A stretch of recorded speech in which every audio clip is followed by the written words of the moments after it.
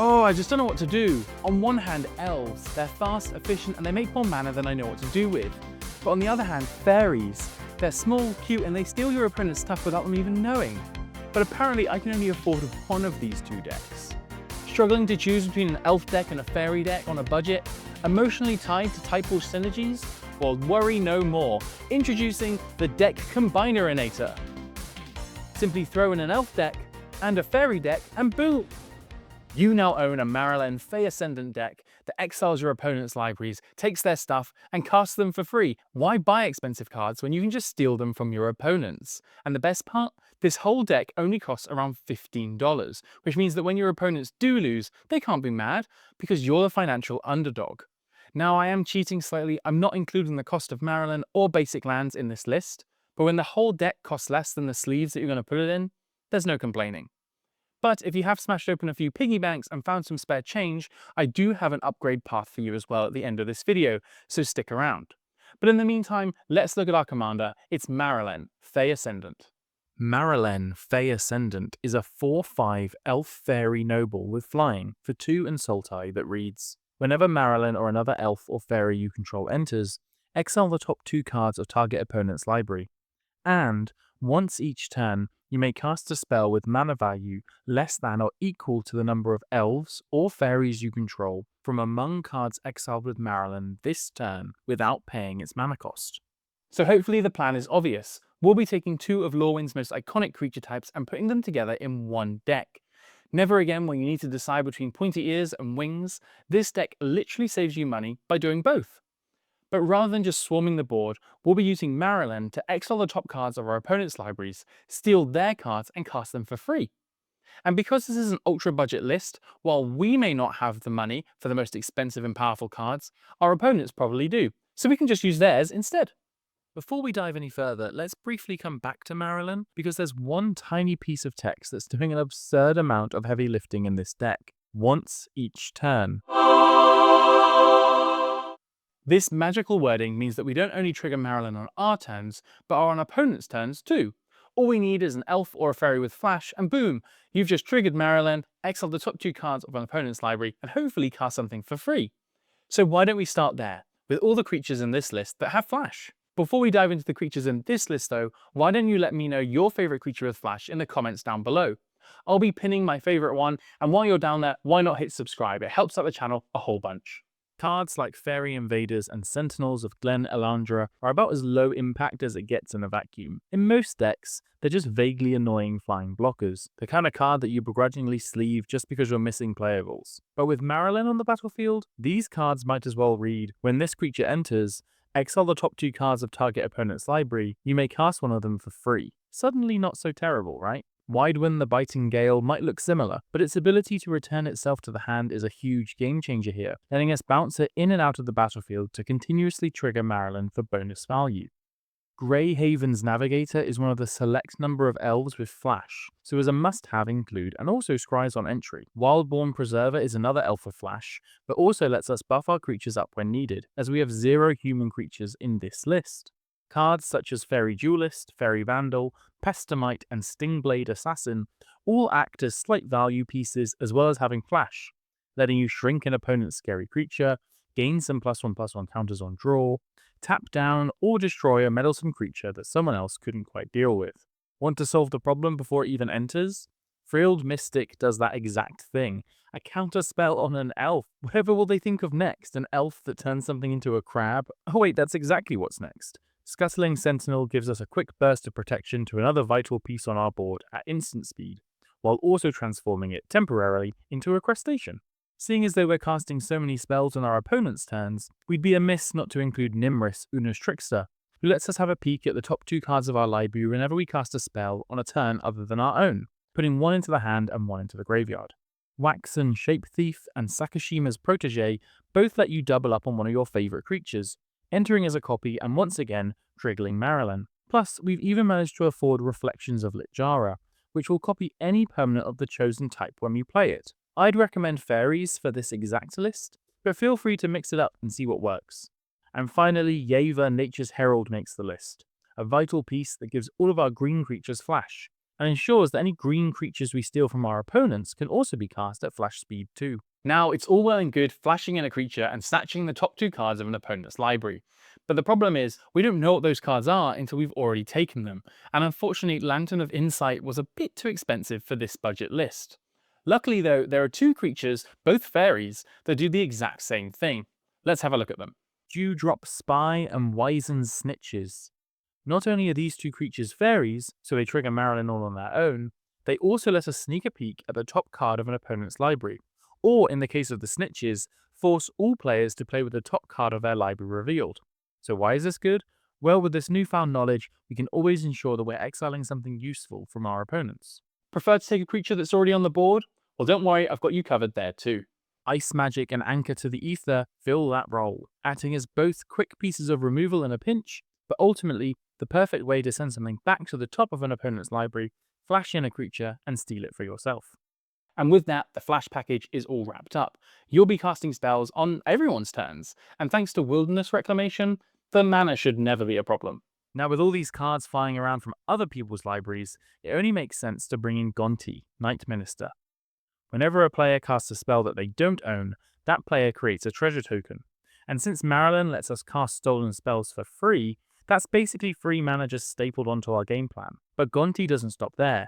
He also gently encourages the rest of the table to work through their feelings on each other. Whenever an opponent's creature deals combat damage to someone other than you, they get to exile and cast cards too.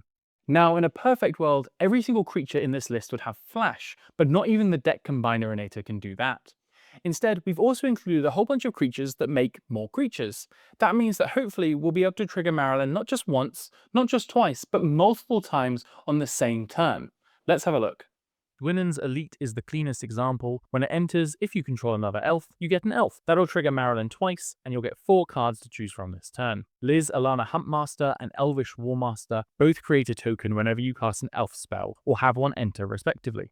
Speaking of making tokens, Imperious Perfect is here for when you've got spare mana to burn and want yet another elf. And because this ability works at instant speed, you can even activate it on an opponent's turn, which means another Maralen trigger and yes, another free spell. Lateral Blade of the Elves, one of Elves' most popular typal commanders, has been relegated to the 99, but is still incredibly useful. Whenever she deals combat damage, you create that many elf tokens, and later she can tap herself and 10 elves to drain each opponent for 10 life. Moving to the fairy half of the deck, Cloud Seeder asks us to discard a card to create a fairy, and Fairy Formation lets us pay mana to make a fairy token and draw a card. And that's not once per turn, so with enough mana, you can go wild. Una, Queen of the Fae, is absurd here. If you've got any spare mana lying around, why not throw it into the Queen and exile even more cards, create even more tokens, and what's more, you can even do this at instant speed.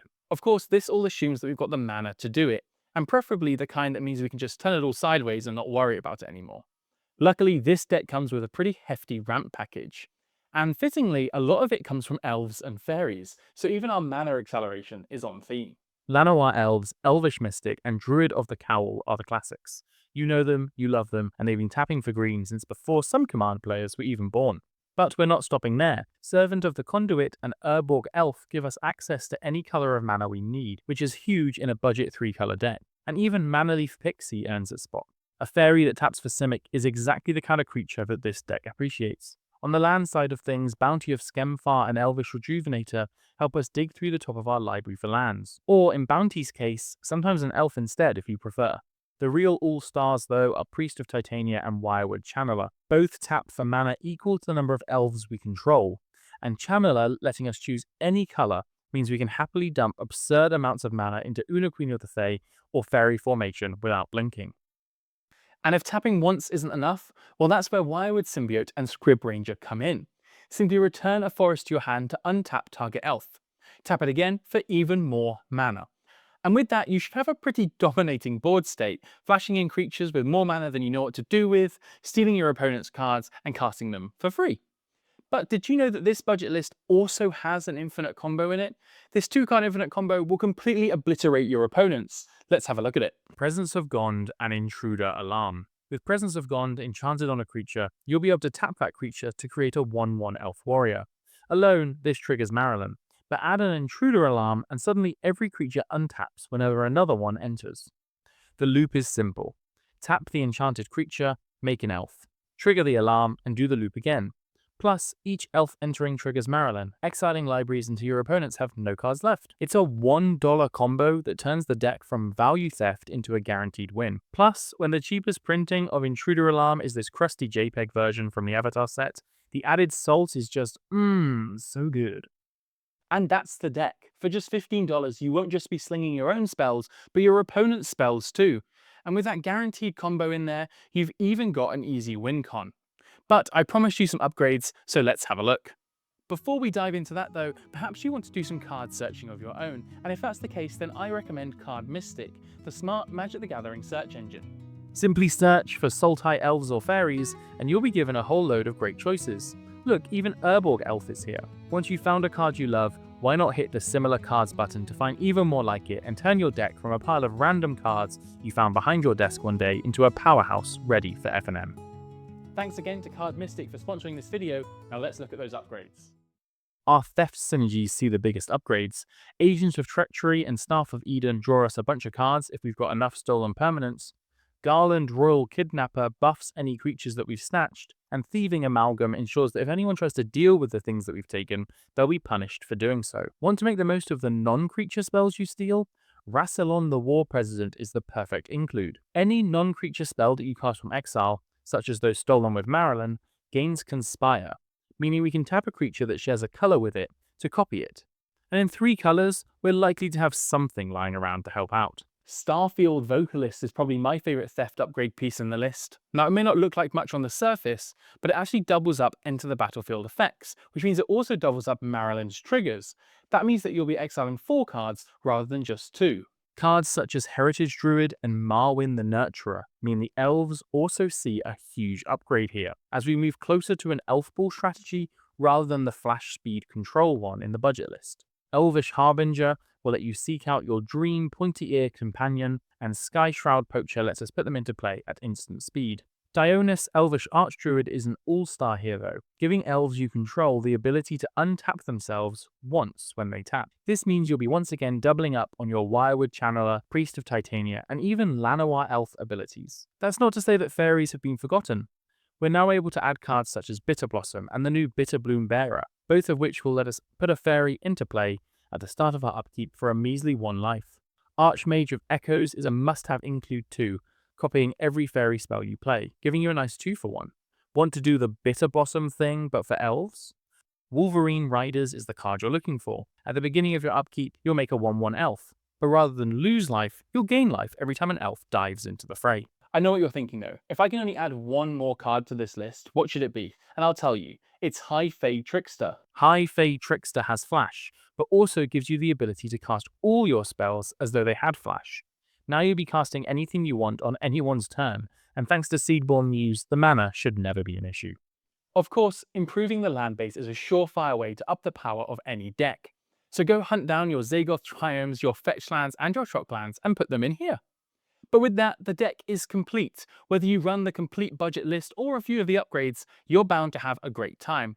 Let me know what you think of this list in the comments down below. Hit like if you like this video, and if you want to see even more, then hit subscribe. In the meantime, have a great week, and I'll see you around.